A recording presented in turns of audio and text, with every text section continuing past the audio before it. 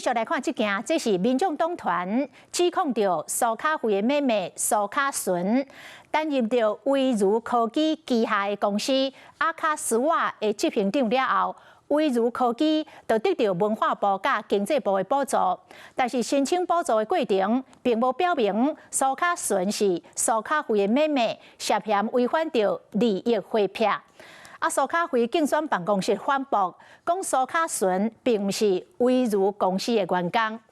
另外有一份投資人的資料來顯示，講國民黨的立委郭如鈞才是威如公司的股東。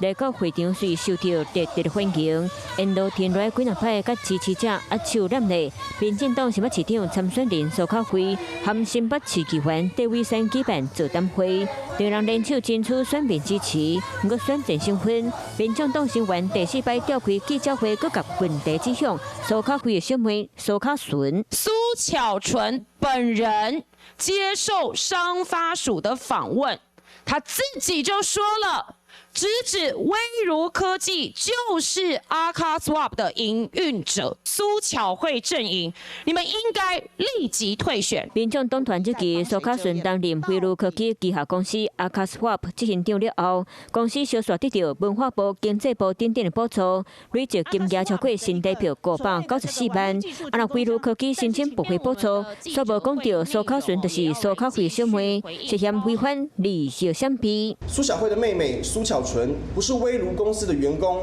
蘇巧慧不但從未介入任何標案，蘇巧純也未申請過文化部或黑潮的補助。面對指控，文化部駁回全部補助攏依照規定辦理。經濟部嘛發聲明，經過查核相關補助計劃執行期間，威如科技和共同提案的另外2間廠商，負責人股東董事資料內底攏無蘇卡純。雖然有威如科技股東佇咧社群媒體拋出，公司投資人免稅現有分配表，全部的投資人內底無人姓蘇。不過斟酌看內底數一位70年次姓家的股東，知情人士就壓了，就是國民黨立委郭如鈞。郭如鈞嘛發聲明講，2021年時陣支持東廠和核地妹獨立新創，小額認為價值差不多10萬股份，佇咧公司千萬資本額內底占無夠2%，就驚外界佫佇咧烏白曉，就決定放棄所持有的威如公司全部的股份和相關款項。這件補助案的證據，哪裡被三方攏有家己的講法。